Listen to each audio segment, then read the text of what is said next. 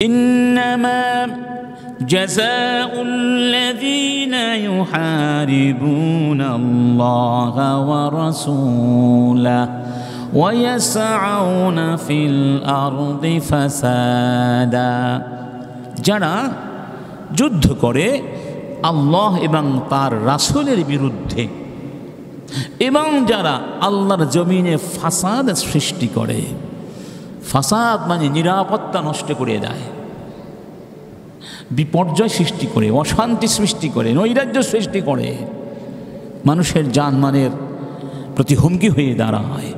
মানুষ রাস্তায় নিরাপদে হাঁটতে পারে না, ঘরের মধ্যে নিরাপদ বোধ করে না, নিজের জান এবং মালের ব্যাপারে সবসময় সে উদ্বিগ্ন, টেনশনে থাকে, কখন কি হয়ে যায়।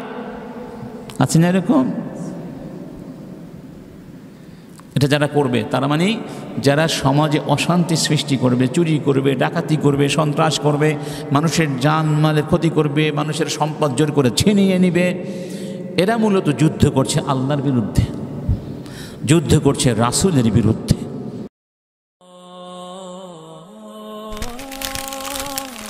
আইসিল মিডিয়া, সত্য ও দিন প্রচারের লক্ষ্যে। ورحمة الله وبركاته. الحمد لله رب العالمين والعاقبة للمتقين والصلاة والسلام على سيد المرسلين محمد وعلى آله وصحبه أجمعين. أما بعد، فأعوذ بالله من الشيطان الرجيم. بسم الله الرحمن الرحيم. والسارق والسارقة فاقطعوا أيديهما جزاء بما كسبا نكالا من الله والله عزيز حكيم. صدق الله العظيم. উপস্থিত সম্মানিত মুসল্লিয়ানি কেরাম, সবাই ভালো আছেন? আলহামদুলিল্লাহ, বারাকাল্লাহু ফিকুম, হাইয়াকুমুল্লাহ। আমাদেরকে সুস্থ কে রেখেছেন? আল্লাহ সুবহানাহু ওয়া তাআলা। ভালো কে রেখেছেন? আল্লাহ সুবহানাহু ওয়া তাআলা। সুস্থতা অনেক বড় নিয়ামত আল্লাহ সুবহানাহু ওয়া তাআলার। নিরাপত্তা, সুখ, শান্তি আল্লাহ সুবহানাহু ওয়া তাআলার অনেক বড় নিয়ামত। তো আল্লাহ সুবহানাহু ওয়া তাআলার শুকরিয়া আদায় করে সবাই বলছি আলহামদুলিল্লাহ। আমরা সমসাময়িক কিছু ঘটনা প্রবাহ সামনে রেখে নির্দিষ্ট একটি বিষয় নিয়ে ধারাবাহিক আলোচনা করছিলাম। সে বিষয়টি ছিল জান মালের নিরাপত্তায় ইসলামের অগ্রাধিকার। আমরা আগেও বলেছি, ইসলাম মানুষের জান এবং মাল নিরাপত্তার বিষয়টিকে সর্বাগ্রে স্থান দিয়েছে, সবচেয়ে বেশি অগ্রাধিকার দিয়েছে, এবং সেই অগ্রাধিকারগুলো আমাদের আলোচনার মাধ্যমে বিভিন্নভাবে আমরা উপস্থাপন করবার চেষ্টা করেছি। বিশেষ করে জান এবং মাল নিরাপত্তা নিশ্চিত করার ক্ষেত্রে ইসলামের যে শিক্ষাগুলো আছে, কোরআন এবং হাদিসের যে নির্দেশনাগুলো আছে, সেগুলো আমরা এক এক করে তুলে ধরার চেষ্টা করছি।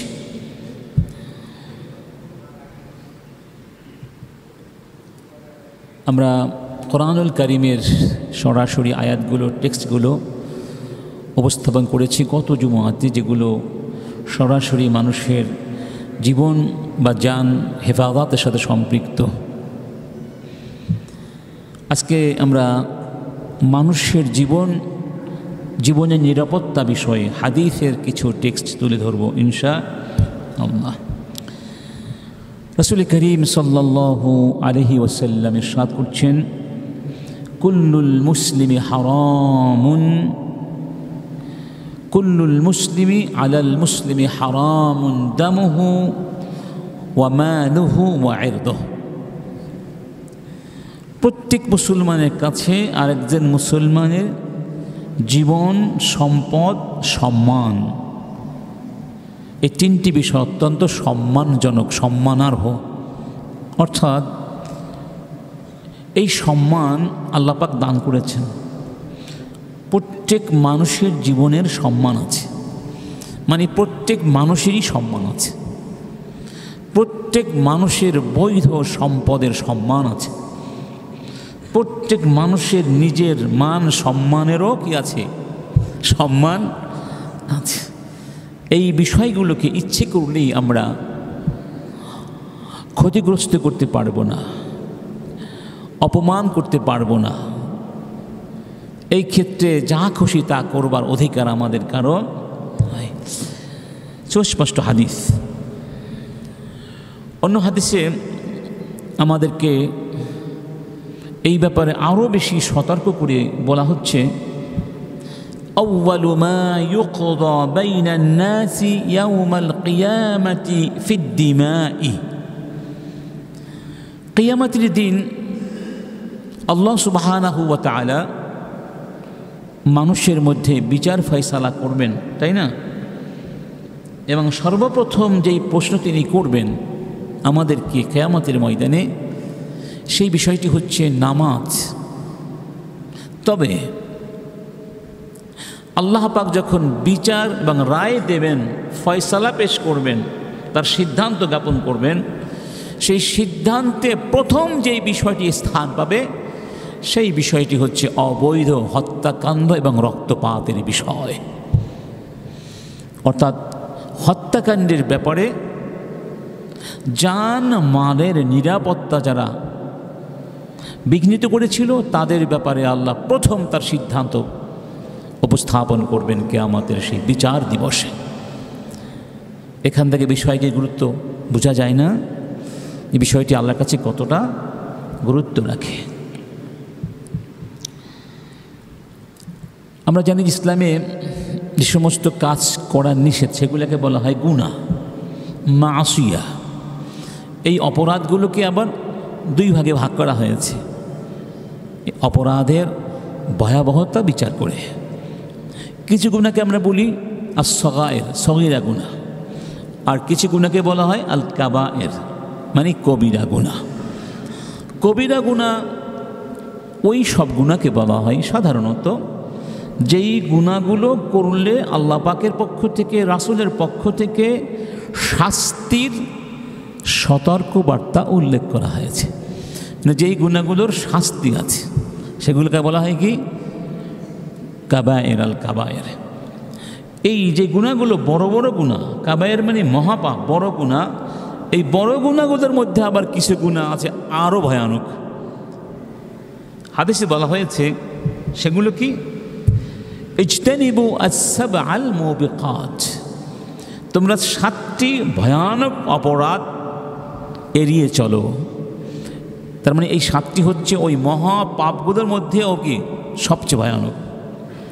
সেই 7টির মধ্যে এই গুনাহগুলো আছে আশ-শিরকু বিল্লাহ, আল্লাহর সাথে শিরক করা, ওয়াস-সিহর, এবং জাদু করা, ওয়া কাতলুন নাফসিল্লাতী হারামাল্লাহু ইল্লা বিল হক, অন্যায়ভাবে কাউকে হত্যা করা, কাউকে হত্যা করা।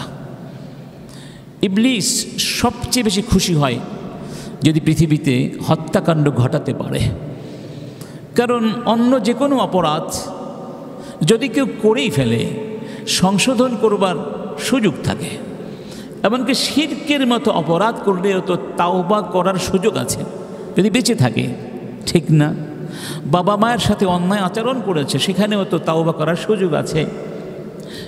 কিন্তু যদি কেউ কাউকে হত্যা করে ফেলে, সেই নিহত ব্যক্তিকে তো জীবিত করবার ক্ষমতা কারো নাই। তাহলে এই অপরাধ এমন যেটি আসলে সংশোধনের বাস্তব কোনো সুযোগ থাকে না। এই জন্য শয়তান বেশি খুশি হয়ে যায়।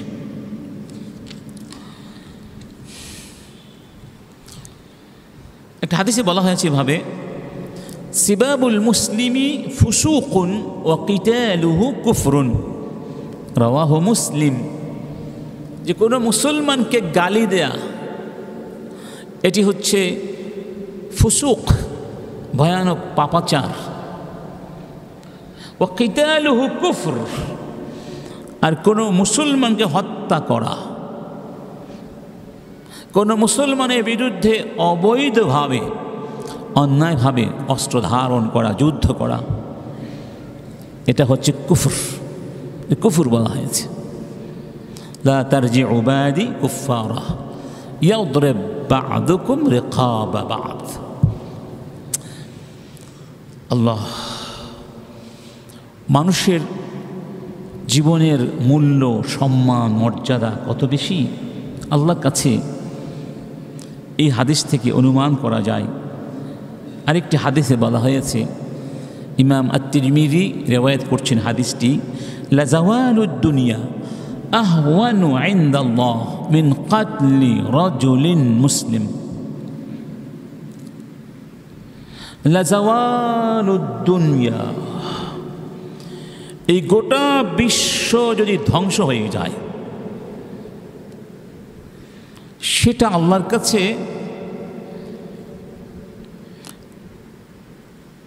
একজন মুসলমানকে হত্যা করার চেয়ে তুচ্ছ। মানে একজন মুসলমানকে হত্যা করা আল্লাহর কাছে গোটা পৃথিবীর চেয়েও ভয়ানক ব্যাপার, গোটা পৃথিবী ধ্বংস হয়ে যাওয়ার চেয়েও ভয়ানক ব্যাপার। কেমন কথা! গোটা পৃথিবী ধ্বংস হয়ে গেলে কিছু আসে যায় না, কিন্তু অন্যায়ভাবে একজন মুসলমানকে হত্যা করলে আল্লাহর কাছে সেটার ভয়াবহতা আরও বেশি। তাহলে একজন মানুষের জীবনের দাম কতটুকু, সেই দাম কি আমরা বুঝি, অনুধাবন করি, রিয়ালাইজ করি কখনো?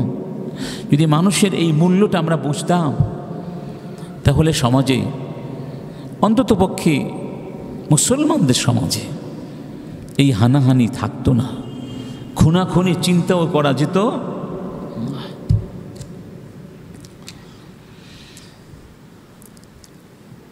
হ্যাঁ, কিছু কিছু সময় আছে, বিষয় আছে যেখানে মানুষকে হত্যা করা বৈধ, বৃহত্তর স্বার্থের কারণে।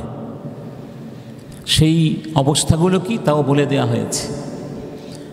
এই জন্য দেখবেন কোরআনে যেখানেই হত্যার নিষেধাজ্ঞার কথা আছে, সেখানে ইল্লা বিল হক এই কথাটি আছে, মানে অন্যায়ভাবে, তবে বৈধভাবে হলে ভিন্ন কথা।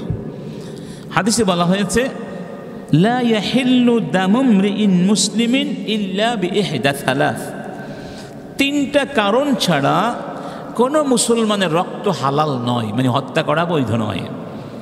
আস-সাইয়্যিবু যানি, এক নম্বর, কোনো বিবাহিত ব্যক্তি যদি ব্যভিচার করে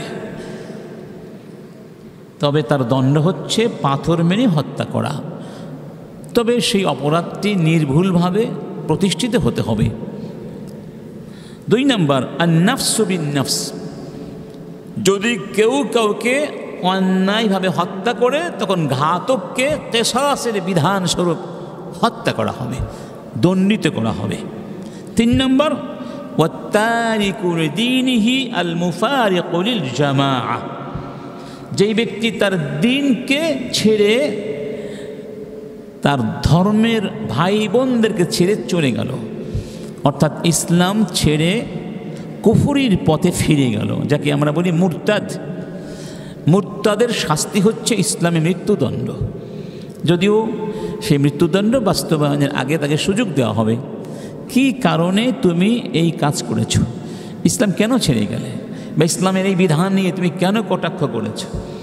ইসলামের যে বিধানগুলো অকাট্য, দ্ব্যর্থহীন, যেগুলো অনিবার্যভাবে ইসলামের মৌল নীতির অন্তর্ভুক্ত বলে গণ্য করা হয়েছে, এই পর্যায়ের কোনো বিধান যদি একটি বিধানও অস্বীকার করে কেউ, তাহলে সে কাফের হয়ে যাবে। যেমন নামাজ, নামাজ যে ইসলামের একটি প্রতিভূ বিধান, এই ব্যাপারে কোনো সন্দেহ আছে?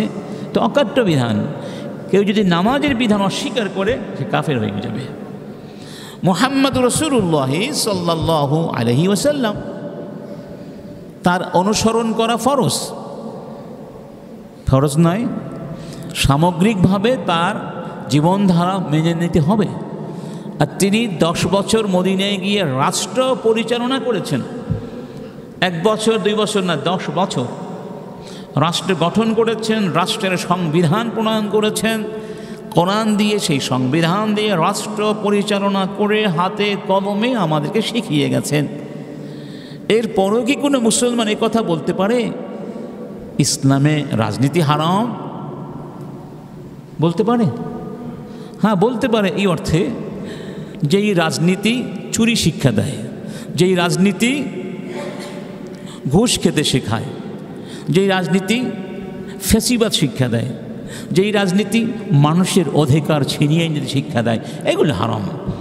কিন্তু যেই রাজনীতি রসুল করেছেন, মানুষের অধিকার প্রতিষ্ঠার রাজনীতি, ন্যায় বিচার প্রতিষ্ঠার রাজনীতি, আল্লাহর জমিনে আল্লাহর দ্বীন প্রতিষ্ঠার রাজনীতি, সেটিকে যদি কেউ অস্বীকার করে তাহলে নিঃসন্দেহে সেই ব্যক্তি কাফের, তাতে কোনো সন্দেহ, অর্থাৎ সে মুরতাদ হয়ে যায়। আর এই মুরতাদের শাস্তি হলো মৃত্যুদণ্ড। এই ব্যাপারে আমরা অনেকবার বিভিন্নভাবে কথা বলেছি। এটা ধর্মীয় স্বাধীনতা বিরোধী কোনো বিষয় নয়, এই ব্যাপারেও আমরা ব্যাখ্যা দিয়েছিলাম। এরপরে আমরা কোরআনের ভিতরে মানুষের সম্পদ, আমরা জান মাল দুটো নিয়ে কথা বলছি তো। মাল মানে সম্পদ। এই সম্পদের নিরাপত্তা বিষয়ে অনেক তাওজিহাত আছে, অনেক ধরনের নানা আঙ্গিকে এই ব্যাপারে আমাদেরকে নির্দেশনা দেওয়া হয়েছে। আমি সরাসরি কয়েকটি উল্লেখ করছি। তার মধ্যে একটি হচ্ছে অন্য মানুষের সম্পদ চুরি করা হারাম করে দেওয়া হয়েছে, এবং চুরির দণ্ড কোরআনে সুস্পষ্টভাবে দিয়ে দেওয়া হয়েছে, সুস্পষ্টভাবে। রব্বুল আলামিন বলছেন, والسارق والسارقة فاقطعوا أيديهما جزاء بما كسبا نكالا من الله والله عزيز حكيم। যারা চুরি করবে, নারী হোক কিংবা পুরুষ হোক, তাদের শাস্তি হলো তাদের হাত কেটে দিতে হবে। এটা তাদের কৃতকর্মের ফল এবং দৃষ্টান্তমূলক শাস্তি, যাতে করে অন্য কেউ এই অপরাধ করার দুঃসাহস না দেখায়। বিশ্বাস করুন, যদি এই একটি বিধানও বাস্তবায়িত হতো আজকে আমাদের রাষ্ট্রে, একটি বিধান কোরআনের, তাহলে চোর খুঁজে পাওয়া দুষ্কর হয়ে যেত, দুষ্কর হয়ে যেত। কারণ চোর তখন চিন্তা করত, আমার হাত দুটো থাকবে না, দরকার নেই হাত প্রসারিত করার মানুষের সম্পদের দিকে। এটাকে বলা হয় দৃষ্টান্তমূলক শাস্তি। শাস্তি তো এমন হওয়া উচিত যেই শাস্তি দিলে অপরাধ কমে, যেই শাস্তির মধ্যে ফল পাওয়া যাবে, ঠিক না? ওই শাস্তি কী জন্য দরকার? যেই শাস্তির মাধ্যমে কোনো সুফল পাওয়া যায় না, অপরাধ প্রবণতা বরং বৃদ্ধি পায়, হ্রাস পায় না। সেই শাস্তি নামের প্রহসন, এগুলো মানুষের বানানো আইন। কারণ আইন যারা বানায় তারা চিন্তা করে, যদি কোনো অবস্থায় আমি আইনের নিচে পড়ে যাই তাহলে যেন বাঁচতে পারি, অন্তত পক্ষে আর পথ না পাই, হেলিকপ্টারের রশি ধরে যেন পালিয়ে বাঁচতে পারি। এই জন্য রশিটাও তো কাছে রাখতে হয়, হেলিকপ্টার এটা কাছে রাখতে হয়, ঠিক না? ঠিক। তো তারা আইনের ফাঁক করে হেলিকপ্টার রাখে কিংবা কিছু রশি রাখে, যেটা আপনারা দেখেছেন নেপালে কিভাবে মন্ত্রীরা হেলিকপ্টারে রশি ধরে পালিয়ে যাচ্ছে, কিভাবে লোকজন তাদের ধরে ধরে পিটিয়ে পিটিয়ে আহত করে নদীর মধ্যে ফেলে দিচ্ছে। এটা কি একদিনের ক্ষোভ না, এটা দীর্ঘদিনের ক্ষোভের বহিঃপ্রকাশ, বিস্ফোরণ ঘটেছে। বাংলাদেশেও তো ঘটেছে, আগামীতে আবারও ঘটতে পারে। শিক্ষা নিতে হবে। জনগণের সম্পদ চুরি করে, বেঈমানি করে কিছুদিন হয়তো ক্ষমতার দাপট দেখিয়ে থাকা যাবে, তবে এটি দীর্ঘস্থায়ী এক কঠিন ভয়ানক পরিণামের জন্ম দিবে, যা আজকে আমরা সচক্ষে দেখতে পাচ্ছি। কারণ কি জানেন, আগে কিন্তু অনেক কিছু মানুষ জানতো না, কারণ মিডিয়া পত্রিকাগুলো সব কথা বলতো না। তখন তো পত্রিকাই ছিল আমাদের একমাত্র সংবাদ মাধ্যম, আর টেলিভিশনেই তো, এর বাহিরে তো জানার কোনো সুযোগ তেমন ছিল না। আজকের পৃথিবীতে অপরাধ লুকিয়ে রাখার কোনো সুযোগ নাই। কিভাবে যেন ফেসবুকে চলে আসে। অপরাধটা হয়েছে রাতের অন্ধকারে, ঘরের মধ্যে একান্ত বিছানায় কিংবা একান্ত জায়গায়, তারপরে ফেসবুকে চলে আসে।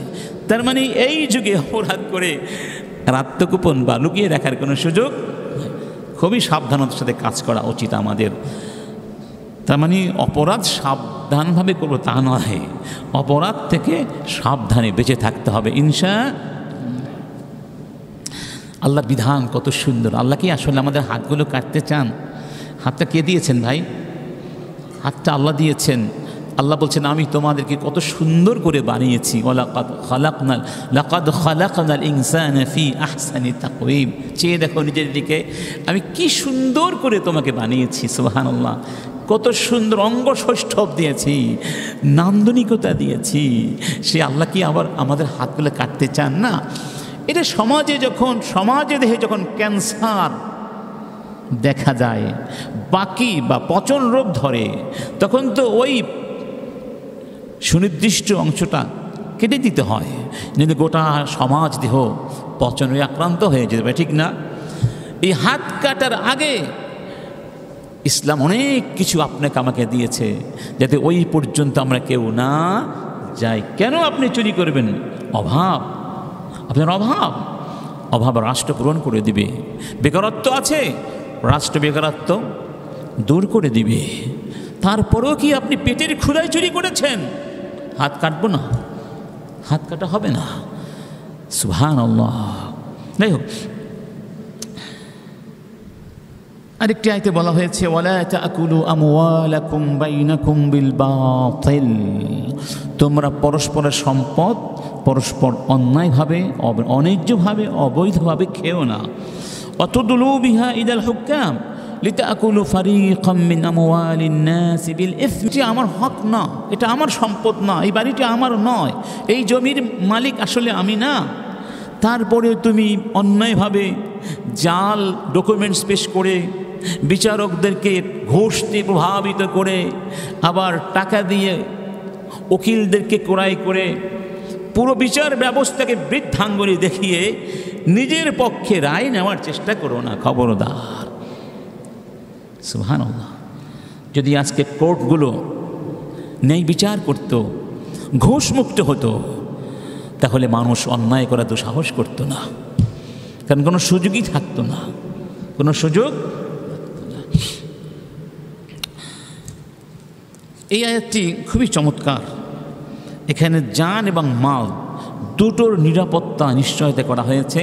দেখুন কিভাবে, ইন্নামা জাযাউল্লাযীনা ইউহারিবুনাল্লাহা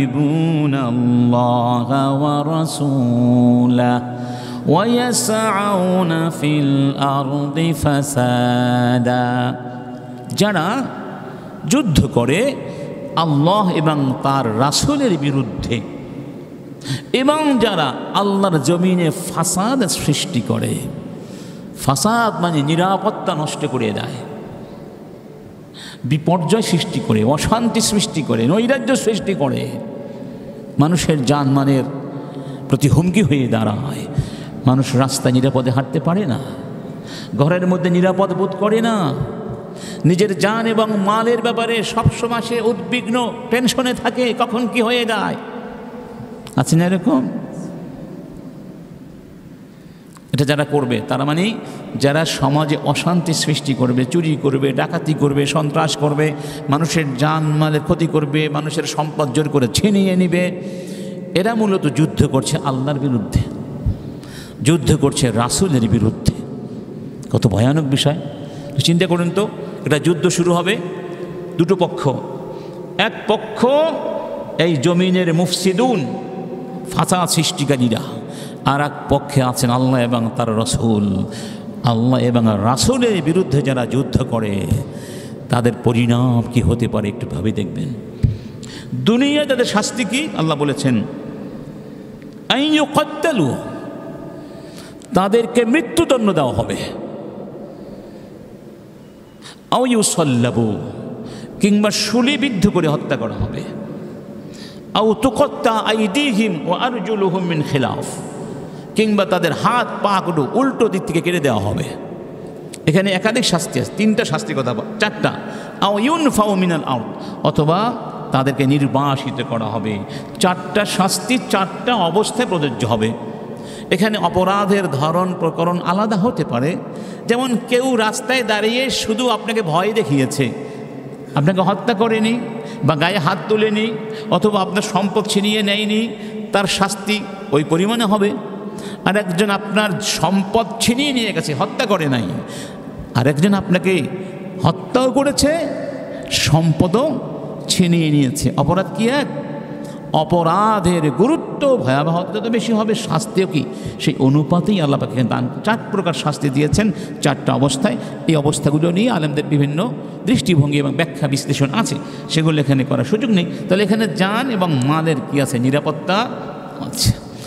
যদি এই বিধান আজকে বাস্তবায়িত হতো, যদি রাস্তায় কেউ কারো চলার পথে ভয় ভীতি সৃষ্টি করে, তাকে চূড়ান্ত সন্ত্রাসী আখ্যায়িত করে তাকে প্রয়োজনে মৃত্যুদণ্ড দেবার অধিকার রাষ্ট্রের আছে,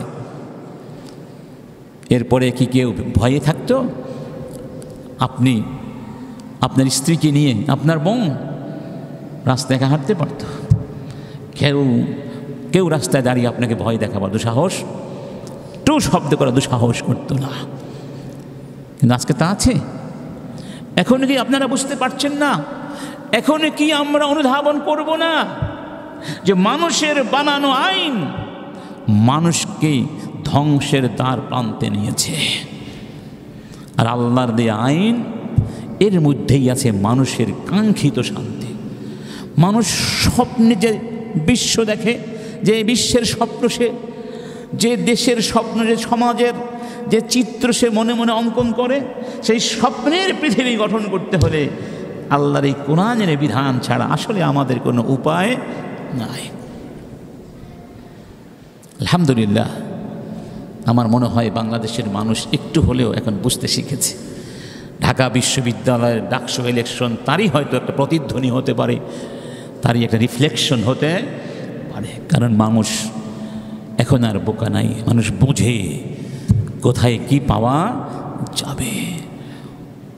যাই হোক, আল্লাহ পাক আমাদের বোঝার তৌফিক দান করুন, আমিন।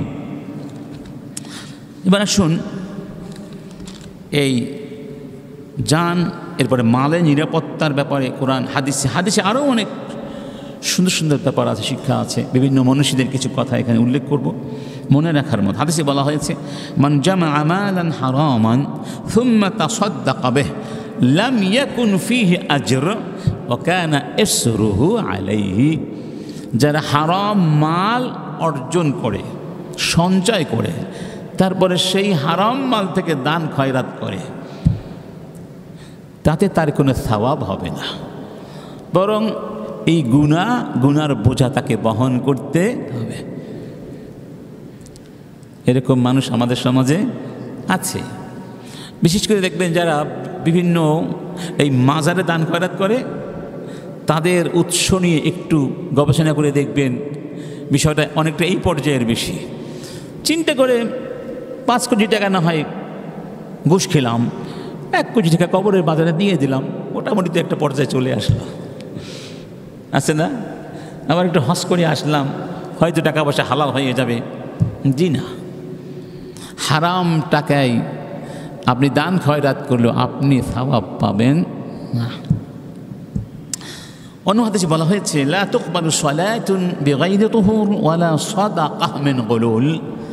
যদি কেউ তহারাত অর্জন না করে নামাজ পড়ে, তার নামাজ তো হবে না। অর্থাৎ ওযু কিংবা গোসল যদি দরকার হয়, এই পবিত্রতা অর্জন না করে নামাজ পড়লে নামাজ কবুল হবে না। ঠিক যেই সম্পদ মানুষ চুরি করেছে, সেই সম্পদ থেকে সাদাকা দিলে সেটা গ্রহণযোগ্য হবে না। ওয়াহাব বিন আল ওয়ার্দ একজন বড় মনীষী, তিনি বলতেন, লাউ কুমতা কিয়ামাস সারিয়া মা নাফাআকা খাইর আও মা নাফাআকা হাত্তা তানজুরা মা ইয়াদখুলু বাতনাক হালালুন আম হারাম। চিন্তা করুন কি সুন্দর কথা, লাউ কুমতা কিয়ামাস সারিয়া, এই স্তম্ভগুলোকে বলা হয় সারিয়া। স্তম্ভগুলো দাঁড়িয়ে আছে না, নাকি নাড়াচাড়া করছে? নাড়াচাড়া করছে না, নিশ্চল অবস্থায় দাঁড়িয়ে আছে। তুমি যদি নামাজে সারা রাত কাটিয়ে দাও এই খুঁটির মতো দাঁড়িয়ে থেকে, তোমার ইবাদত কোনো কাজে লাগবে না যতক্ষণ পর্যন্ত হাত্তা তানদুরা মা ইয়াদখুলু বাতনাক, তোমার এই বাতন, তোমার এই পেটের মধ্যে কি ঢুকছে সেটা তুমি বিবেচনা না করো, হালাল আম হারাম। বুঝতে পেরেছেন? হালাল ঢুকছে নাকি হারাম ঢুকছে পেটের ভিতরে, এটা বিবেচনা না করে ওই খুঁটির মতো, গাছের মতো, স্তম্ভের মতো সারা রাত দাঁড়িয়ে ইবাদত করলে কোনো কাজ হবে না। কি সুন্দর কথা। ইউসুফ বিন আসবাত তিনি বলছেন, যখন কোনো যুবক, বিশেষ করে যুবকদের কথা বলেছেন, বা কোনো ব্যক্তি যখন ইবাদত করে, ইবাদতে খুব মুজাহাদা করে, পরিশ্রম করে, অধ্যবসায়ী হয়, শয়তান তার অনুসারীদেরকে বলে, উনজুরু মিন আইনা মাতআমুহু ফাইন কানা মাতআমু সু দাউহু ইয়াতআবু ওয়া ইয়াজতাহিদ ফাকাদ কাফাকুম নাফসাহু ইন্না জিহাদাহু মা আকলিল হারামি লা ইয়ানফাউহু। শয়তান বলে তার কর্মী বাহিনীকে, সৈন্যবাহিনীকে, দেখো তো খুঁজে এই লোকটির সম্পদের উৎস কি, সে কি খেয়ে জীবন ধারণ করে, মাতাম, তার খাবারটা কোন জায়গা থেকে আসে। যদি দেখো তার খাবারের মধ্যে হারাম আছে, তাহলে আর তোমাদের কষ্ট করার দরকার নেই, ওকে ছেড়ে দাও, ও কষ্ট করুক, কষ্ট করুক, কষ্ট করুক, ওর কোনো কষ্ট আর কাজে লাগবে না। মানে তোমাদের আর কষ্ট করতে হলো না, এই লোকটি তোমাদেরকে কষ্ট থেকে বাঁচিয়ে দিল। ইন্না লিল্লাহি, কঠিন কথা। আল্লাহ আমাদের সবাইকে হেফাজত করো, আমিন।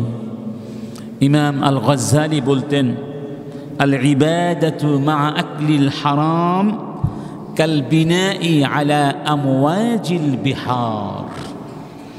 সমুদ্রের পানির উপরে, ঢেউয়ের উপরে যদি কেউ ঘর নির্মাণ করে, বাড়ি ঘর নির্মাণ করে, সেই বাড়ি কি থাকবে নাকি পানির মধ্যে হারিয়ে যাবে? ঠিক এই অবস্থা হচ্ছে ওই ব্যক্তির, যেই ব্যক্তি হারাম খেয়ে ইবাদত করে। সে যেন পানির উপরে প্রাসাদ গড়েছে, সমুদ্রের উপরে প্রাসাদ গড়েছে, যেই প্রাসাদের কোনো ভিত্তি নাই। তাওরাত কিতাবের মধ্যে এই কথাটি লেখা ছিল, কোন কোন রিওয়ায়াতে পাওয়া যায়। আল্লাহ পাক বলছেন, মান লাম ইউবালি মিন আইনা মাতআমুহু লাম ইউবালিল্লাহু মিন আইয়ি আবওয়াবিন নিরানি আদখালাহু। যেই ব্যক্তি তার পানাহারের ব্যাপারে, জীবন ধারণের ব্যাপারে হালাল হারামের কোনোই চিন্তা করে না, আমি আল্লাহও চিন্তা করব না তাকে জাহান্নামের কোন দুয়ার দিয়ে জাহান্নামে ঢুকিয়ে দিব, আমিও সেটা নিয়ে ভাবব না। তার মানে আমি জাহান্নামের যে কোনো দুয়ার দিয়ে তাকে জাহান্নামে ফেলে দিব, কারণ সে হালাল হারামের চিন্তা করে নাই। আমার বন্ধুগণ,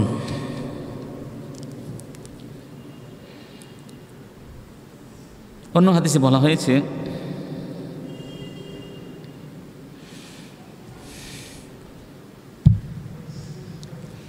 যে হাদিসটি আমরা সবাই জানি, লা তাজুলু কদামা আবদিন ইয়াউমাল কিয়ামাহ হাত্তা ইউসআলা আন আরবাআ আও খামস।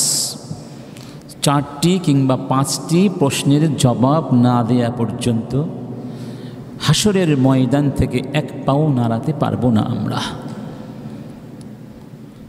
প্রথম প্রশ্ন হবে আমাদের জীবনের ব্যাপারে। আল্লাহ পাক জিজ্ঞেস করবেন, আন উমরিহি ফীমা আফনাহ, তোমাকে আমি একটি জীবন দিয়েছিলাম, সেই জীবনটি তুমি কিভাবে ব্যয় করেছো, কোথায় কোথায় ব্যবহার করেছো, জবাব দাও। জবাবদিহিতা আছে, জবাবদিহিতার সামনে আপনাকে আমাকে দাঁড়াতে হবে। তারপরের প্রশ্ন কি? ওয়ান শাবাবিহি ফীমা আবলাহ, ওই জীবনের ভিতরে আরেকটা জীবন ছিল, সেটি জীবনের জীবন, জীবনের শ্রেষ্ঠাংশ, সবচেয়ে দামি সময় এবং জীবনের দীর্ঘ সময়, সেই সময়টি হলো তোমার যৌবনকাল। সেই যৌবনকে তুমি কোথায় কোথায় কিভাবে কিভাবে ব্যবহার করেছ, জবাব দাও। জবাব দিতে আমাদের প্রস্তুতি আছে কি? প্রশ্ন করা হবে, ওয়ান মালিহি মিন আইনা ইকতাসাবাহু ওয়া ফীমা আনফাকাহ, সম্পদ কিভাবে উপার্জন করেছিলে, কোন কোন পথে ব্যয় করেছো। এ কথা সেদিন কেউ বলতে পারবে না। যেমনটি অনেকে পৃথিবীতে বলার চেষ্টা করে, এই জীবনটা তো আমার, সম্পদের মালিক তো আমি যেমন খুশি তেমন ব্যবহার করব। যেমনটি বলেছিল কারুন বলেছিল, ইন্নামা উতীতুহু আলা ইলমিন ইনদি, এই সম্পদ তো আমার, এই সম্পদের মালিক তো আমি আমার যোগ্যতা দিয়ে এই সম্পদ সৃষ্টি করেছি, উপার্জন করেছি, তুমি আবার কে মূসা? আবার যাকাত কিসের? ইন্না লিল্লাহি।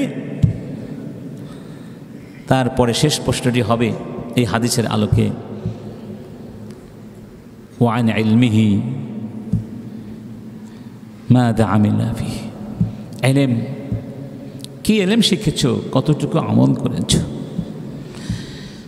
আল্লাহ, তাহলে এই আলোচনাগুলো থেকে, দীর্ঘ আলোচনা থেকে আমরা বুঝতে পারলাম যে যারা হারাম উপার্জন করবে বা মানুষের জান মালের জন্য হুমকি হয়ে দাঁড়াবে, তাদের জন্য পৃথিবীতেও শাস্তির ব্যবস্থা আছে, দণ্ড তো আছেই। এই দণ্ড বিধি বাস্তবায়ন করলে তারা কতটা ভয়ানক অবস্থার মধ্যে পড়ে যাবে। এরপরে অপমান, তাদের জন্য অপমান রয়েছে, লাঞ্ছনা রয়েছে, পরকালের শাস্তি অনেকগুলো চলে গেছে। আমি সংক্ষিপ্তভাবে জান এবং মালের ব্যাপারে যারা উদাসীন থাকবে, অন্য মানুষের জান মালের নিরাপত্তা নিশ্চিত করবে না, ক্ষতি সাধন করবে, তাদের পরিণাম কি হবে পরকালে, এগুলো সংক্ষিপ্তভাবে হাদিসের আলোকে আমরা একটু বলবো। 1 নম্বর,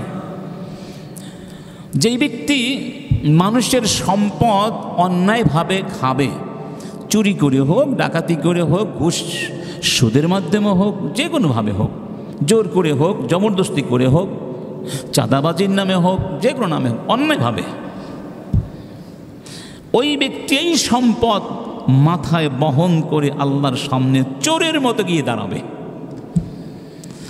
ধরুন আপনি কারো বাড়ি দখল করেছেন, একটা বাড়ি কি আপনি মাথায় নিতে পারবেন? তাহলে আপনার কি পরিমাণ কষ্ট হবে, কি পরিমাণ। যারা হজ করতে আমরা যাই, আরাফাতের ময়দান থেকে যখন আমরা মুজদালিফায় যাই, সেখান থেকে আবার মিনাতে যাই, এই 1 কেজি জিনিস টানতে কত কষ্ট, 2 কেজি জিনিস টানতে কত কষ্ট লাগে, ক্লান্তি এসে যায়। অনন্তকাল হাসরের ময়দানে তো 50,000 বছর সময় হবে। এই হাজার হাজার বছর যেই সম্পদ কেউ চুরি করে, ডাকাতি করে, অবৈধভাবে, এটা মাথায় নিয়ে দাঁড়িয়ে থাকতে হবে, চোরের মতো দাঁড়িয়ে থাকতে হবে। চোর সহজ না। রাসূল কারীম বলছেন, ওয়াল্লাহি, আল্লাহর কসম, লা ইয়াখুযু আহাদুম মিনকুম শাইআন বিগাইরি হাক্কি ইল্লা লাকিয়াল্লাহা ইয়াওমাল কিয়ামাতি ইয়াহমিলু। যদি কেউ কারো কোনো জিনিস অন্যায়ভাবে নিয়েছ, কিয়ামতের ময়দানে আল্লাহর সামনে গিয়ে যখন দাঁড়াবে, ওই জিনিসটি চোরের মতো তোমার মাথায় বহন করে দাঁড়াতে হবে। দেখলেই বাকিরা বুঝবে এই বড় একটা চোর ছিল, গুন্ডা ছিল, সন্ত্রাসী ছিল। আরেকটি হলো, যেই মুহূর্ত থেকে কেউ আরেকজন মানুষের জীবনের নিরাপত্তার ক্ষতি করলো, সেই ব্যক্তি যে ক্ষতি করলো অপরাধী, তার নিরাপত্তাও, তার সুখ শান্তি নিরাপত্তা প্রশস্ততা প্রশ্নবিদ্ধ হবে এবং হারিয়ে যাবে। রাসূল কারীম বলছেন, লা ইয়াজালাল মুমিনু ফি ফুসহাতিন মিন দীনিহি মা লাম ইউসিব দামান হারামা। যতক্ষণ পর্যন্ত তুমি কোনো মানুষকে হত্যা না করবে, ততক্ষণ তুমি তোমার ধর্মের ব্যাপারে প্রশস্ততার মধ্যে আছো, তুমি সুখী আছো, তুমি শান্তিতে আছো, নিরাপত্তার মধ্যে আছো। কিন্তু যখন তুমি কাউকে হত্যা করবে, রক্তপাত করবে, তখন থেকে জেনে রেখো তোমার সেই প্রশস্ততা আর থাকবে না। বাস্তবেও যেমন এই যেই লোকটি নিজের হাতে তার সন্তানকে হত্যা করলো সীতাকুণ্ডে, গতকালকে করেছে না, সে কি এখন বউ নিয়ে থাকতে পারবে না জেলখানা থাকতে হবে? তার সুখ চলে গেল। একজন মানুষ নিজের সন্তানও যদি হয়, তাকেও তো হত্যা করা যাবে না, যাবে? কাউকে হত্যা করা যাবে না। তো যে হত্যা করলো সে সুখী আছে মনে করেন? ধরে নিলাম হয়তো মামলাও হলো না, কিংবা বিচারও হয়তো দুনিয়া হলো না, কিন্তু তার ভেতরে তো একটা দংশন থাকবে, থাকবে না? যতই সে বাহ্যিকভাবে নিজেকে খুব সুখী এবং পরিতৃপ্ত বলে ঘোষণা করুক, দেখাবার চেষ্টা করুক, তার ভেতর জগতে তাকে দংশিত হতেই হবে। কঠিন দংশন। এই দংশন যে কত ভয়ানক সেটা এখন আমাদের সাবেক প্রধানমন্ত্রী হারে হারে টের পাচ্ছেন, সেটা আমাদের সাবেক স্বরাষ্ট্রমন্ত্রী হারে হারে টের পাচ্ছেন। অতএব অন্যায় করবার আগে চিন্তা করতে হবে, এই অন্যায়ের শাস্তি আমাকে ভোগ করতেই হবে, পরকালে হোক, বাহিরে হোক, ভেতরে হোক। এটা কিন্তু আপনাকে স্মরণ মাথায় রাখতে হবে। এই কথা হাদিসে বলা হয়েছে। 3 নাম্বার, আমরা জানি ফেরেশতারা নিষ্পাপ। সেই নিষ্পাপ ফেরেশতারা অভিশাপ যাদেরকে দেয়, তাদের মধ্যে একটা দল হলো যারা মানুষকে ভয় দেখায়। কি দেখায়? রাসূল কারীম বলছেন, মান আশারা ইলা আখিহি বিহাদিদা ফাইন্নাল মালাইকাতা তালআনু হাত্তা ইয়াদআহা ওয়া ইন কানা আখাহু লিআবিহি ওয়া উম্মিহি। কেউ যদি কারো দিকে অস্ত্র তাক করে তাকে ভয় দেখানোর জন্য, সে গুলি এখনো করে নাই, আঘাতও করে নাই, শুধু অস্ত্র দেখিয়েছে অন্যায়ভাবে তাকে ভয় দেখানোর জন্য, যতক্ষণ পর্যন্ত ওই ব্যক্তি তার অস্ত্র নিচে না নামিয়ে রাখবে, অস্ত্র ছেড়ে না দিবে, ততক্ষণ আল্লাহর ফেরেশতারা তার উপরে লানাত অভিশাপ বর্ষণ করতে থাকে। যদিও ওই ব্যক্তি তার আপন ভাইও হয়ে থাকে, মানে ভাই ভাইকে ভয় দেখিয়েছে, আপন ভাই, একই বাবা মার সন্তান, তাকে ভাই ভয় দেখিয়েছে, তারপরেও তার উপরে আল্লাহর লাআনাত বর্ষিত হয়, মানে ফেরেশতাদের লাআনাত বর্ষিত হয়। ফেরেশতাদের দোয়া তো কবুল হতে থাকে, তাই না? ফেরেশতাদের দোয়া কবুল হতে থাকে। অতএব আল্লাহর ফেরেশতাদের লাআনাতের মধ্যে তাকে জীবনযাপন করতে হবে। 3 নম্বর বা 4 নম্বর, গাদাবুল্লাহ, আল্লাহর গজব, আল্লাহর ক্রোধ, আল্লাহর ভয়াবহ রাগ, ক্রোধের অনল তাকে দংশন করবে, জ্বালিয়ে পুড়িয়ে ছাই করে দিবে। আল্লাহ তার উপরে ক্রোধান্বিত থাকবেন। রাসূল কারীম বলছেন, মান ইকতাতা মালা ইমরিইন মুসলিমিন বিগাইরি হাক্কি লাকিয়াল্লাহ ওয়া হুয়া আলাইহি গাদবান। অর্থাৎ কেউ যদি অন্য কোনো মুসলমানের সম্পদ অন্যায়ভাবে নেয়, ছিনিয়ে নেয়, জোর করে নিয়ে যায়, তাহলে যখন সে আল্লাহর সামনে গিয়ে দাঁড়াবে, অহুয়া আলাইহি গাদবান, আল্লাহ তার উপর প্রচণ্ড ক্রোধান্বিত থাকবে, তার গজব তার উপরে বর্ষিত হতে থাকবে।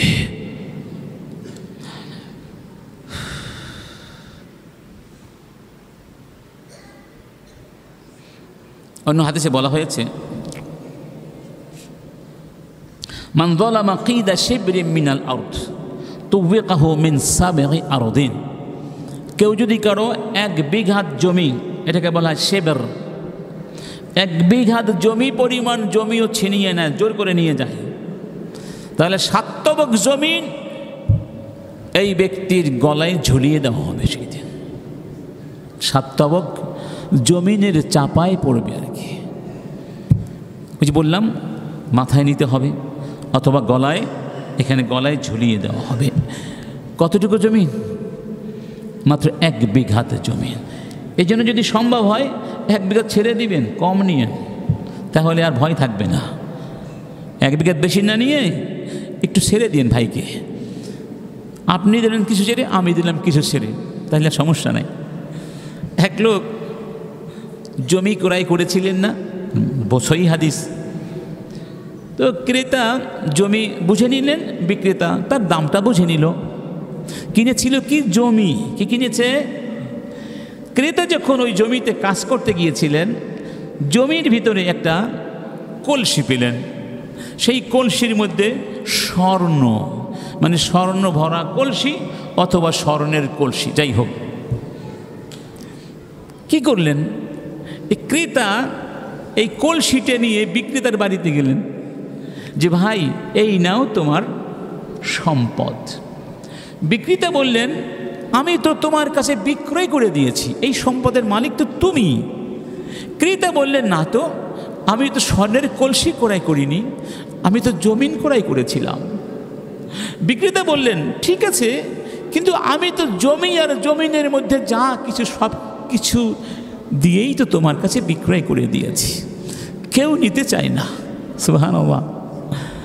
2 বন্ধু চলে গেলেন, 2 ভাই বিচারকের কাছে। বিচারক কি বিচার করবেন, তিনিও কিংকর্তব্যে বিমূঢ় হয়ে গেছে। তখন বললেন, তোমাদের কি ছেলে মেয়ে আছে? একজন বললেন, আমার ছেলে আছে, আর একজন বললেন, আমার মেয়ে আছে। তাহলে তাদের মধ্যে বিয়ের ব্যবস্থা করা যায় না? করা যায়, এবং এই সম্পদ তাদেরকে দিয়ে দাও, আর কিছু দান খয়রাত করে দাও। সুবহানাল্লাহ। এই ছিল আমাদের চরিত্র একটা সময়। সুবহানাল্লাহ, সুবহানাল্লাহ। আরেকটি শাস্তি হলো, জান্নাত থেকে মাহরুম করা হবে, জান্নাত দেওয়া হবে না।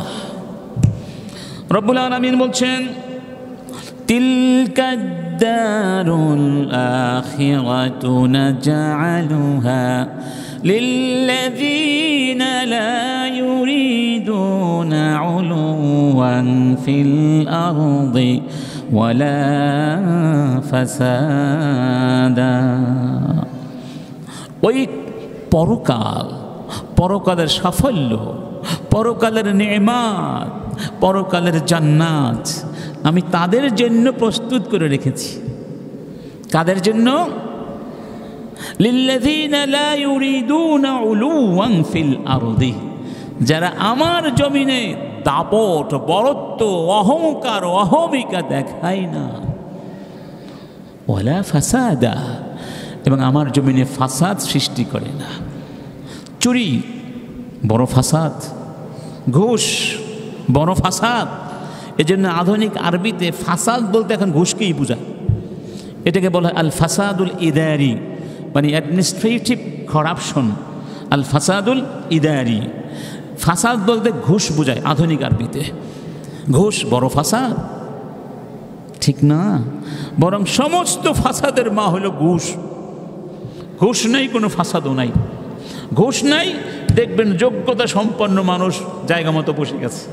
ঘুষ নাই, দেখবেন সমস্ত বিচার প্রার্থী নেই বিচার পেয়ে গেছে। ঘুষ নাই, দেখবেন ভাই বোনের সম্পদ বন্টনেও কোনো ঝামেলা নাই। সুবহানাল্লাহ বলবেন না? সব একেবারে পটাপট অটোমেটিক্যালি ঠিক হয়ে যাবে। যাই হোক, আল্লাহ পাকের কাছে সেই পরকাল পেতে হলে ফাসাদ থেকে নিজেদেরকে দূরে রাখতে হবে। ফাসাদকে বলা হয়েছে হত্যাকাণ্ডের চেয়েও মারাত্মক। ফিতনা, ফাসাদ প্রায় একই অর্থ, হত্যাকাণ্ডের চেয়েও মারাত্মক।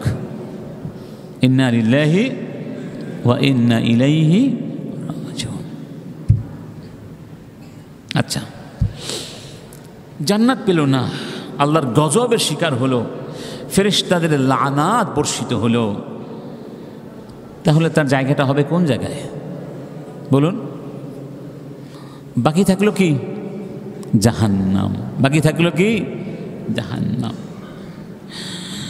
রাসূল করিম সাল্লাল্লাহু আলাইহি ওয়াসাল্লাম বলছেন, ইন্না রিজালান ইয়াতাখাওয়াদুনা ফি মালিল্লাহ ফালাহুমুন নারু ইয়াউমাল কিয়ামাহ। কিছু মানুষ পৃথিবীতে আসবে বা আছে যারা আল্লাহর সম্পদ যথেচ্ছভাবে ব্যবহার করে, আল্লাহর সম্পদ চুরি করে, আল্লাহর সম্পদ নষ্ট করে, আল্লাহর সম্পদ ছিনিয়ে নেয়। আল্লাহর সবই তো আল্লাহর সম্পদ। এখানে আল্লাহর সম্পদ বলতে বোঝানো হয়েছে রাষ্ট্রের সম্পদ, জনগণের সম্পদ। এই সম্পদের কোনো ইন্ডিভিজুয়াল মালিকানা নাই, আছে ওনারশিপ নাই, এর মালিক সবাই। এজন্য বলা হয়েছে মালুল্লাহ, আল্লাহর মাল। আল্লাহর মালের ব্যবহার এখন ঠিকমতো হচ্ছে কি বলেন? হচ্ছে। প্রায় পত্রিকায় দেখি চাকরি করে, সরকারি অফিস করে না, বিদেশে পড়ে আছে, কিন্তু মাসে মাসে বেতনগুলো জমা হয়ে যাচ্ছে। আছে। এই যে কিছুদিন আমাদের বিশ্ববিদ্যালয়ে ফেসিবাদের হাতে ছিল, মনে আছে আপনাদের? আমাদের বিশ্ববিদ্যালয়ের কথা বলছি, কিছুদিন ছিল, আল্লাহ এখন রক্ষা করেছেন। এমন কিছু লোক সেখানে চাকরি করত যাদের চেহারা আমরা সেখানে দেখি নাই, কারণ তার ওখানে যেত না, কিন্তু মাসে মাসে বেতন তার অ্যাকাউন্টে পৌঁছে যেত। তার কোনো কাজ নাই, কেন? সে বড় নেতা। বড় কি? এই নেতা তো একটা হক আছে না? ইন্না লিল্লাহ ইন্না লিল্লাহ। কি মানুষ আমরা! অনেক নেতা দেখবেন ব্যবসা করে না, চাকরি করে না, কিন্তু তার টাকা পয়সার অভাব নাই, তার বাবার জমিদারি ছিল না, তাহলে বুঝতে কোনো অভাব আছে? এগুলো কোন জায়গা থেকে আসে? এগুলো কাদের টাকা? এইভাবেই তারা টাকা নেয়। একজন মন্ত্রী যদি ফোন করে দেন, মুখতার সাহেব আপনি অনেক বড় ব্যবসায়ী, আগামী মাসে আমাকে 7 লক্ষ টাকা দিয়ে দিবেন, না দিয়ে পারবেন? পারবেন? পারবেন না, কারণ না দিলে আপনার ব্যবসা করতে দিবে না। এই টাকাটা হালাল না হারাম? হালাল না হারাম? যদি রাজনীতি করতে চান হালাল টাকা দিয়ে করবেন, কোনো অসুবিধা নাই, কিন্তু মানুষের টাকা এইভাবে লুটপাট করে বড়লোকই দেখাবেন? আপনার চেয়ে নিকৃষ্ট মানুষ পৃথিবীতে নাই। ছোট লোক, নিকৃষ্ট লোক যে মানুষের টাকা দিয়ে রাজনীতি করে। হ্যাঁ, যদি কি ভালোবেসে দেয় যে ভাই তোমার মতো নেতা আমাদের দরকার, জানি তোমার টাকা পয়সা নাই, কিন্তু তোমার সততার জন্য তোমার দরকার, তুমি চিন্তা করো না, যখন যা লাগে আমরা দিব, কিন্তু তুমি এখানে বসো, ভালো কাজ করো, সেটা তো হারাম বলা যাবে? সেখানেও দেখতে হবে তাকে ভয়ে দিচ্ছে কিনা আবার, তাহলে কিন্তু হারাম হয়ে যাবে। কি হয়ে যাবে? হারাম হয়ে যাবে। ভয়ে দিলে, যে না দিলে তো আবার আমাকে বিভিন্নভাবে হয়রানি করবে। আপনার সম্পদের মালিক আপনি কাউকে দিতেই পারেন, গিফট করতে পারেন, সেটা হালাল, কিন্তু এখানে আরও অনেকগুলো অনুষঙ্গ, সেগুলো বিবেচনা নিতে হবে। অন্য হাদিসে বলা হচ্ছে লাউ আন্না আহলাস সামাই ওয়া আহলাল আরদি ইশতারাকু ফি দামিন লাআকাব্বাহুমুল্লাহু ফিন নার। ভয়ানক হাদিস। আকাশ এবং জমিনের যত অধিবাসী আছে, আকাশে যারা বসবাস করে, জমিনে যারা বসবাস করে, তারা সবাই একত্রিত হয়ে যদি একজন আল্লাহর বান্দাকে অন্যায়ভাবে হত্যা করে, হাদিস, তাহলে এই একজনের কারণে, একজন ব্যক্তিকে হত্যা করার কারণে আল্লাহ আকাশ এবং জমিনের সমস্ত অধিবাসীদেরকে জাহান্নামে ফেলে দিবেন। একজনকে হত্যা করার কারণে, কারণ সে অন্যায়ভাবে হত্যা করেছে। চিন্তা করেছেন? অতএব মানে অনেক লোক একজনকে হত্যা করলে দেখা যায় এ কোনো বিচারই হয় না আসলে। বিশেষ করে গণপিটুনি আছে, 20 জন 30 জন মিলে হত্যা করেছে, কাকে বিচার করবে? ইসলাম বলছে না, সবগুলোকে বিচার করতে হবে, কারণ একজন মানুষের জীবনের দাম অনেক বেশি, সব মানুষের জীবনের দামের সমান। আপনি রিক্সাওয়ালা হতে পারেন, আপনি ভিক্ষুক হতে পারেন, একটা পাগল হতে পারে, তার জীবনের দাম আছে নাকি নাই? কি চমৎকার আমাদের ইসলাম! প্রত্যেক মানুষের জীবনের দাম আছে। এমনকি অমুসলিমও যদি হয়, অমুসলিম তারা ইসলাম বোঝে না, তারা মনে করে আমরা তাদের শত্রু।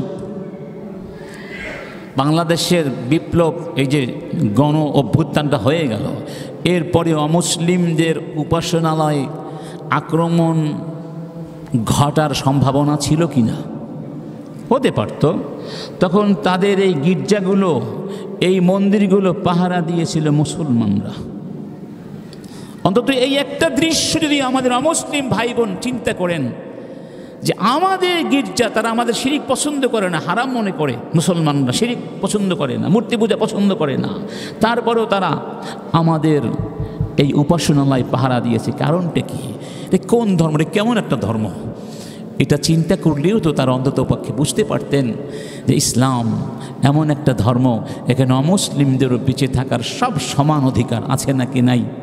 রাসূল কারীম বলেছেন, মান যালামা মুআহাদান আও ইনতাকাসাহু মিন হাক্কিহি আও কাল্লাফাহু ফাওকা তাকাতিহি।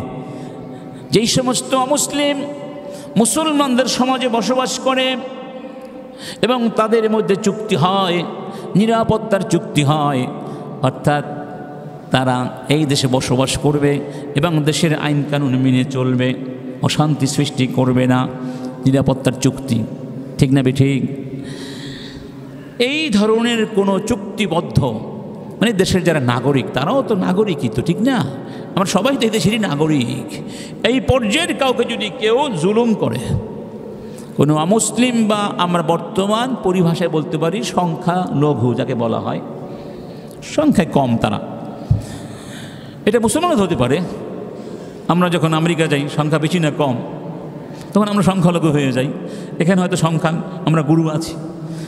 সংখ্যালঘুর কাউকে যদি কেউ হত্যা করে, অথবা তাকে অসম্মান করে অন্যায়ভাবে, অথবা তার যে সক্ষমতা আছে, সামর্থ্য আছে, তার চেয়ে বেশি কোনো বোঝা চাপিয়ে দেয়, ধরুন ট্যাক্স,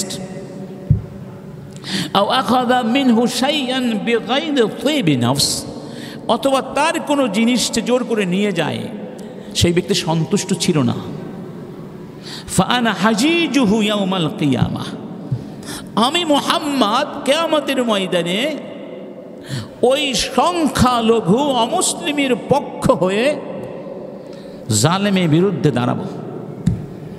সুবহানাল্লাহ! কি হয়েছে? আমি মুসলিম, তাই বলে কি আমি অমুসলিমকে অন্যায়ভাবে মারতে পারবো, গালি দিতে পারবো না? সে অধিকার আমাকে দেওয়া। সুবহানাল্লাহ বলেন না? আমার বন্ধুগণ, আমরা একেবারে শেষ পর্যায়ে চলে এসেছি। অতি সংক্ষেপে আমি কয়েকটা পয়েন্ট বলবো। এখন এই যে জানমালের এখন নিরাপত্তা নেই, কোথাও নিরাপত্তা নেই যেন, কারণটা কি? কি কারণ? কারণগুলো ডায়াগনোস করতে পারলে সমাধান তো সহজ হয়ে যায়। এর অনেকগুলো কারণ আপনারাও জানেন, আমরাও জানি, জাস্ট একটু বলার জন্য বলা। একটি কারণ আমি মনে করি, অনেকগুলো কারণ আছে, একটি অন্যতম কারণ রাজনৈতিক কারণ। রাজনৈতিক উচ্চাভিলাষ, জোর করে অন্যায়ভাবে আধিপত্য বিস্তারের লালসা, এটা ভয়ানক একটা কারণ। আবার অবৈধ প্রেম ঘটিত কারণও তো আছে। ওই যে বরিশালে কোন বছর একটা মেয়ে মিলে স্বামীকে মেরে ফেলো না কুপিয়ে কুপিয়ে, এটা এখন অহরহ হচ্ছে। দারিদ্র, বেকারত্ব, এটিও একটা কারণ। মাদকাসক্তি আরেকটি কারণ। সম্পদ বন্টনে বৈষম্য, অর্থাৎ ইসলামের বিধান না মেনে উত্তরাধিকার বন্টনে, এটাও একটা কারণ। সম্পদ নিয়ে তো সমাজে বেশি সমস্যা, বিশেষ করে পারিবারিক পরিমণ্ডলে, আত্মীয়দের ভেতরে। ক্ষমতার মোহ, প্রশাসনিক দুর্বলতা। যখন জনগণ বুঝবে প্রশাসন কঠিন, ছাড় দেবে না, তখন ভয় পাবে। আর যখন মনে করে না প্রশাসন দুর্বল, শিথিল, তখন অপকর্ম বেশি হবে, অনেকটা এখন তাই হচ্ছে অনেক জায়গায়। প্রযুক্তির অপব্যবহারও একটা বড় কারণ। রাসূল কারীম বলছেন, মা মিন আবদিন ইয়াস্তারঈহি আল্লাহু রাইয়্যা ইয়ামুতু ইয়াওমা ইয়ামুতু ওয়া হুয়া গাশিন লিরাইয়্যাতিহি ইল্লা হাররামাল্লাহু আলাইহিল জান্নাহ। আল্লাহ যদি কাউকে দায়িত্ব দেন, তার বান্দাদের দায়িত্ব পাওয়ার পরে সে আল্লাহর বান্দাদের সাথে প্রতারণা করে মরে গেছে, অর্থাৎ বান্দাদের হকটা আদায় করে নাই, বিশেষ করে নিজের হকগুলো ঠিকমতো নিয়েছে, নিজের বাড়ি গাড়ি নিরাপত্তা পুলিশ সব পেয়েছে, কিন্তু মানুষের নিরাপত্তার কথা ভাবে নাই, মানুষের দাবিগুলো নাগরিক সুবিধাগুলো অধিকারগুলো আদায় করে যায় নাই, তাহলে যেই দিন আল্লাহর সামনে দাঁড়াবে আল্লাহ তার জন্য জান্নাতকে হারাম করে দিবেন। তার মানে প্রশাসনে যারা রয়েছেন এটা মনে রাখবেন, আপনার শৈথিল্যের কারণে যদি সমাজে ফাসাদ ঘটে, আপনি 1 নম্বর রেসপন্সিবল বিফোর আল্লাহ সুবহানাহু ওয়া তাআলা on the day of resurrection. 2 নম্বর, অন্য হাদিসে বলা হয়েছে, মা মিন আমিরি আশারা ইল্লা ইউতা ইয়াউমাল কিয়ামাতি মাগলুলা লা ইয়াফুকুহু ইল্লাল আদল আও ইউবিকুহুল জাওর। 10 জন ব্যক্তির দায়িত্ব যদি কাউকে দেওয়া হয়ে থাকে, কয়জন? 10 জন। এই দায়িত্বশীলকে কিয়ামতের ময়দানে তার হাত ঘাড়ের সাথে বেঁধে আল্লাহর সামনে আনা হবে। এই বন্দি দশা থেকে তাকে বাঁচাবে কে? তার ন্যায় বিচার। যদি ন্যায় বিচার করে যায়, আর অবিচার করলে এই বন্দি দশা থেকে কেউ বাঁচাতে পারবে না। তার মানে পরিবারের ধরুন 10 জন লোক, এটা একটা উদাহরণ দেওয়ার জন্য, 10 জন হোক 2 জন হোক, বোঝানোর জন্য তোমার দায়িত্বের পরিধি ছোট হতে পারে, কিন্তু ছাড় নাই, আল্লাহর কাছে জবাব দিতে হবে। এবার আমরা আমাদের করণীয় কি সেই ব্যাপারে একটু কথা বলবো। আল্লাহ ইউসুফ আলাইহিস সালাম যখন তাকে মিশরের সম্রাটের সামনে আনা হলো এবং সম্রাটের সেই স্বপ্নে তিনি ব্যাখ্যা দিয়েছিলেন, স্বপ্ন আপনারা জানেন ঠিক না, যে 7টি মোটা তাজা গরু, 7টি মোটা তাজা গরুকে 7টি কৃষকায় অস্থিসার গরু খেয়ে ফেলেছে। তার ব্যাখ্যা হলো 7 বছর প্রাচুর্য থাকবে, ফলন ফলবে প্রচুর পরিমাণে, এরপরে 7 বছর কি হবে? দুর্ভিক্ষ হবে। ইউসুফ আলাইহিস সালাম দেখলেন এখানে যারা আছে, এই রাষ্ট্রে যারা মন্ত্রী মিনিস্টার আছে, সব দুর্নীতিবাজ। যদি তাদের হাতে দায়িত্ব দেওয়া হয় দুর্ভিক্ষ ব্যবস্থাপনার, তাহলে জনগণ না খেয়ে মরবে, এরা নিজেদের আখের গুছাতে থাকবে আর জনগণ অভাবে মরে যাবে। তখন তিনি নিজের পক্ষ থেকে বলেছিলেন, এই যে আলনি আলা খাজাইনিল আরদি, আমাকে দায়িত্ব দিন, মানে খাদ্য ভাণ্ডার ব্যবস্থাপনা আমি করব, কারণ আমি হাফিজ, আমি আলিম, আমি জানি কিভাবে করতে হয় এবং আমি আমানতদারিতা রক্ষা করে করব। সুবহানাল্লাহ, সুবহানাল্লাহ। তার মানে এটা একটা করণীয়। এমন লোকদেরকে দায়িত্ব দিতে হবে যাদের মধ্যে আমানতদারিতা আছে এবং যাদের যোগ্যতা আছে। শুধু সততা দিয়ে কাজ হবে না, যোগ্যতা লাগবে। আবার শুধু যোগ্যতায় কাজ হবে না, সততাও লাগবে। এই 2টা গুণে সমন্বিত উজ্জীবিত সমৃদ্ধ মানুষ খুবই কম আছে পৃথিবীতে, তবে তাদের খুঁজে খুঁজে বের করতে হবে।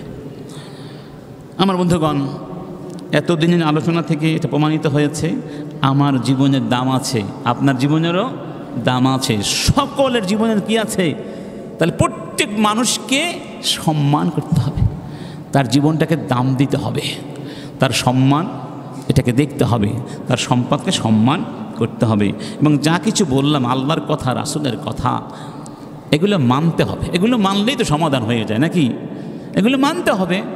এতদিন তো শুধু বললাম, এখন আমাদের মানার পালা। আপনার গাড়ি নষ্ট হয়ে গেছে, গাড়ি আপনি ঠিক করে নিয়ে আসলেন, ঠিকঠাক করে চাকা ঠিক করে, তারপরে সব কিছু এখন ওকে গাড়ি চালাবার সময়, কিন্তু আপনি গাড়ি না চালিয়ে আপনি ঘরের মধ্যে গ্যারেজের মধ্যে মাসের পরে মাস বছরের পরে বছর তালা দিয়ে রেখেছেন, গাড়িতে এমনিতে ঘরে নষ্ট হয়ে যাবে। ততদিন আমরা কোরআন হাদিসের এলেমগুলো শিখলাম এবং এবার আমাদের বাস্তবায়নের পালা। আমরা দাবি করব যে বাংলাদেশ, সেটা তো রাজনৈতিক দল আছে, রাজনীতি থাকতেই হবে। এটা আমরা কোনোদিন বলি না যে একটাই দল থাকবে। একটা দল হলে মুসিবত হয়ে যাবে, তারা তখন স্বেচ্ছাচারী হয়ে যাবে। অবশ্যই তাদের সমান্তরাল আরেকটা দল থাকতে হবে, যাতে জবাবদিহিতা নিশ্চিত থাকে। ইচ্ছে করলে আপনি সব কিছু করতে পারবেন না। আর সেই জন্য বহুদলীয় গণতন্ত্র যেটা আপনারা বলেন, এটার প্রয়োজন, মানে একাধিক দল থাকতে হয়, ঠিক না? ঠিক। তবে আমরা আমাদের সকলের পক্ষ থেকে অনুরোধ করব তাদের কাছে যে আপনারা একসাথে বসে একটা সমঝোতা করুন যে আমরা রাজনৈতিক স্বার্থে হয়তো পরস্পরের সমালোচনা করব, কিন্তু একটা সীমাবদ্ধতার মধ্যে আমরা থাকব। আমরা অমানুষ হব না, সোজা কথা, কি হব না? অমানুষ হব না। আমরা আমাদের মানবিক গুণাবলীর মধ্যে থেকে, ধর্মীয় মূল্যবোধ ঠিক রেখে আমরা রাজনীতি করব, কোনো অসুবিধা। ফিকার মধ্যে তো কত মাসায়েল আছে, নামাজের মধ্যে কত মাসায়েলে একাধিক মত আছে না? ফকিরাও তো কত মত দিয়েছেন, কোনো মারামারি হয়েছে না? তাহলে মতের ভিন্নতা, এটা তো সৌন্দর্য। বাগানের মধ্যে একটা ফুল থাকলে বাগানে ভালো লাগবে না, কিন্তু অনেকগুলো ফুল থাকলে কত মজা। একটা পাখির গান ভালো লাগবে না, আপনি যখন বিভিন্ন পাখির গান শুনবেন আপনার তৃপ্তি লাগবে, মনের কষ্ট ক্ষুধা দূর হয়ে যাবে। এটাই তো বৈচিত্র্য সৌন্দর্য, সেটা আমরা চাই। বিশেষ করে নেতাদের চেয়ে ভয়ানক হলো তাদের কর্মীরা। কারা? এই কর্মীরা এত উৎসাহী হয়ে যায় যে নেতাদেরও তারা বিপদে ফেলে দেয়। এই জন্য নেতাদের কাছে আমাদের আবেদন থাকবে, আপনারা সন্ত্রাসী পালবেন না, ভালো যুবকদেরকে আপনারা উৎসাহিত করবেন এবং তাদের নৈতিক মানোন্নয়নের জন্য আপনাদের কিছু প্রোগ্রাম থাকা উচিত। কারণ নৈতিকতাহীন যুবক দিয়ে আর যাই হোক রাষ্ট্রের কোনো উপকার হবে না এবং আপনারও কোনো উপকার হবে না। আরেকটি হলো সামাজিক সংগঠন থাকা উচিত। রাসূল করিম হেল্পফুল ফুজুল তৎকালীন জাহিলি সমাজে তারা 6 জন মিলে একটি সামাজিক সংগঠন প্রতিষ্ঠা করেছিলেন, যেই সংগঠনের মূল দায়িত্ব ছিল এই সমাজে কোনো জুলুম করতে দেব না, যার যা হক সেটা দিয়ে দিতে হবে। সুবহানাল্লাহ। সেই জাহিলি যুগের কথা বলছি। তাহলে জাহিলি সমাজের মধ্যেও কিছু জাগ্রত বিবেক ছিল। অবশ্য আজকের সমাজেও জাগ্রত বিবেক আছে। এই জাগ্রত বিবেকগুলোকে আরও জাগ্রত করতে হবে। শুধু উদ্যোগের অভাব, উদ্যোগ নাই। একজন আপনার এগিয়ে আসুন, আমরা এই সমাজে এই 10 জন মুরব্বীরা মিললাম, 10 জন যুবক, অন্তত এই সমাজে কোনো খুনাখুনি হানাহানি আমরা হতে দেব না। এটা রসুলের শিক্ষা। রাসূল বলেছিলেন, আমি সেই হেল্পফুল ফজুলে যেভাবে সাড়া দিয়েছিলাম, আজকেও যদি কেউ আমাকে ডাক দেয় এরকম সামাজিক কোনো সংগঠনে, আমি সেই ডাকে সাড়া দেব এবং সেটা আমার কাছে অত্যন্ত প্রিয়। আরবদের কাছে প্রিয় ছিল লাল উট, সেই অসংখ্য লাল উটের চেয়ে এটা আমার কাছে বেশি প্রিয়। এই জিনিসটি আমাদের মনে রাখতে হবে এবং পাঠ্যপুস্তকে নৈতিক শিক্ষার ব্যাপারে সর্বাধিক গুরুত্ব আরোপ করতে হবে। এটা খুবই একটি ভয়ানক বিষয়। সেখানে এখন নৈতিকতার কোনো শিক্ষা নাই, ধর্মের কোনো শিক্ষা নাই। আমরা গত জুমাতে বলেছিলাম এখন গানের শিক্ষক নিয়োগ দেওয়া হবে। তো গানের শিক্ষক কি নৈতিকতা শিখাবে বলুন? নৈতিকতা শিখাবে? তারা শিখাবে সোনা বন্ধুরে, 3 দিন তোর বাড়ি গেলাম দেখা পাইলাম না, এই আজে বাজে গান। এগুলো আমরা ছোটোবেলায় শুনতাম, এখন আছে নাকি জানি না, বলি না, ছোটোকালের কথা তো বলা যায় না। এই সমস্ত গান দিয়ে কি হবে বলুন তো? আমাদের যুবকদের চরিত্র ধ্বংস করে দেবে। আইনের প্রতি শ্রদ্ধা, এটা আমাদের থাকতে হবে। মারাত্মক হচ্ছে পারিবারিক পরিমণ্ডলে হলেও বাচ্চাদের ভিতরে দিনের চর্চাটা বাড়াবার চেষ্টা করুন। কারণ পরিবার নিয়েই তো সমাজ। আপনি যদি আপনার পরিবারের বাচ্চাগুলোকে কিছু দিন দিতে পারেন, কোরআনের একটু আলো দিতে পারেন, ইনশাআল্লাহ এরা ভবিষ্যতে অমানুষ হবে না, এরা হবে সমাজের আলো। এবং মনে রাখবেন, রাসূল যে হাদিসটি বলেছেন, 3 শ্রেণীর 3টি আমল বন্ধ হয় না। মানুষ মরে যায়, সদাকা জারিয়া বন্ধ হয় না, নেক সন্তান, তার আমলের স্বভাব আপনি পাবেন। কারণ কি জানেন? আরেকটা হলো কি, এলেম, এই তিনটি সেম ক্যাটাগরির আমল। এলেম দ্বারা অন্য মানুষ আলোকিত হয়, ভালো সন্তান হলে সমাজ উপকৃত হয়, সদাকা জারিয়া সমাজ উপকৃত হয়। তার মানে যেই কাজে সমাজের কল্যাণ আছে, মানবতার কল্যাণ আছে, এমন একটি কাজও যদি আপনি রেখে যেতে পারেন, আপনি সফল। আপনার সন্তানকে ওই রকম এক মানুষ বানিয়ে যান, এবং সেটা পারিবারিক শিক্ষা থেকে অনেকটাই সম্ভব। এবং প্রশাসনকে আমরা অনুরোধ করব, আপনারা শৈথিল্য দেখাবেন না, অন্যায় বিরুদ্ধে আপনারা কঠোর আপনারা আইনের বাস্তবায়ন করুন। আমরা সবাই ভাই ভাই, ভ্রাতৃত্বের মতো জাগ্রত করতে হবে, মাদকতার বিরুদ্ধে যুদ্ধ ঘোষণা করতে হবে, প্রযুক্তির সঠিক ব্যবহারের জন্য নীতিমালা তৈরি করতে হবে। আর রাষ্ট্রীয় পর্যায়ে যদি কেউ কারো সম্পদ আমরা অন্যায়ভাবে ছিনিয়ে নেই, সেটাকে ফেরত দিয়ে দিতে হবে। রাসূল কারীম বলেছেন, আলাল ইয়াদি মা আখাযাত হাত্তা তুয়াদ্দিয়াহু, যে যেটা নিয়েছে জোর করে ফেরত দিয়ে দাও। সর্বোপরি আল্লাহর কাছে দোয়া করতে হবে। আল্লাহ দোয়া করেছেন না আমাদের বাবা ইব্রাহিম আলাইহিস সালাম, রব্বি জাল হাযাল বালাদা আমিনা, হে আল্লাহ তুমি এই শহরকে নিরাপদ করে দাও। আপনি দোয়া করবেন, আমিও দোয়া করবো, আল্লাহ তুমি আমাদের দেশটাকে নিরাপদ করে দাও, আমাদের জনপদকে নিরাপদ করে দাও। একটা হাদিস দিয়ে শেষ করছি। এক সাহাবীর নাম ছিল কাআব বিন আজুরাহ। রাসূল তাকে বলেছিলেন, ইয়া কাআব আ'আযাকাল্লাহু মিন ইমারাতিস সুফাহা, আল্লাহ তোমাকে নির্বোধ জালেম স্বৈরাচারীদের শাসন থেকে রক্ষা করুন। তখন কাআব বললেন, ওয়ামা ইমারাতুস সুফাহা ইয়া রাসূলুল্লাহ, আপনি কাদের কথা বলছেন?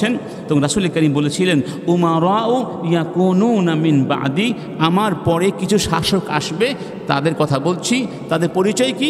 লা ইয়াক্তাদুনা বিহাদি ওয়া লা ইস্তান্নুনা বিসুন্নতি, তারা আমার সুন্নাত, আমার আদর্শ মেনে শাসন করবে না, আমার হিদায়াত মেনে তারা শাসন করবে না। ফামান সাদ্দাকাহুম বিকাযিবিহিম, তারা মিথ্যে কথা বলবে, তাদের মিথ্যাচার যারা বিশ্বাস করবে, ও আ'আনাহুম আলা যুলমিহিম, এবং তাদেরকে জুলুম করতে সাহায্য করবে। তার মানে রাসূলের সুন্নাহ মোতাবেক যারা শাসন করবে না, তারা জুলুম করবে, মিথ্যে কথা বলবে, এবং যারা তাদের সাহায্য করবে সব তাদের অন্তর্ভুক্ত। রাসূল বলছেন, তারা আমার উম্মত নয়, আমিও তাদের কেউ না, তারা আমার হাউদের কাছে আসতে পারবে না, হাউজে কাউসারের পানি আমি তাদের দেব না। পক্ষান্তরে যারা আমার সুন্নাহ হাদি অনুসরণ করবে এবং তাদেরকে বিশ্বাস করবে না, ওই মিথ্যাবাদীদেরকে, জালেমদের সাহায্য করবে না, তারা আমি তাদের, এবং তারা আমার হাতে হাউদে কাউসারের পানি পান করবে। আসুন আমরা, এই হাদিস রিওয়ায়াত করেছেন ইমাম আহমদ বিন হাম্বল বিসনাদিন হাসান, সহিহ হাদিস। এই জন্য আমাদের দায়িত্ব হচ্ছে এই সমাজকে আমরা অন্ততপক্ষে প্রত্যেক মানুষের জন্য জান এবং মালের নিরাপত্তার ব্যবস্থা আমরা করার চেষ্টা করব। অন্তত আমি কারো ক্ষতি করব না, ইনশাআল্লাহ কারো জান মালের জন্য হুমকি হব না। প্রয়োজন হলে আমি আমার ভাইয়ের জন্য জীবন দিতে প্রস্তুত থাকব। সেটাই তো আমাদের শিক্ষা। যুদ্ধের ময়দানে আমাদের ভাইয়েরা পানি না খেয়ে মারা গিয়েছেন, আর এক ভাইকে পানি খাওয়ানোর জন্য, সেটাই হলো আমাদের শিক্ষা। আসুন আমরা এই ভ্রাতৃত্ববোধে, মানবিকতা বোধে, রাসূলের শিখিয়ে দেয়া এই সুন্দর পথে জীবন পরিচালনা করার চেষ্টা করি। আল্লাহ পাক আমাদের সবাইকে তৌফিক দান করুন। ও আখিরু দাওয়ানা আনিল হামদুলিল্লাহি রাব্বিল আলামিন। সবাই দাঁড়িয়ে কাতারগুলো সোজা করে নিন।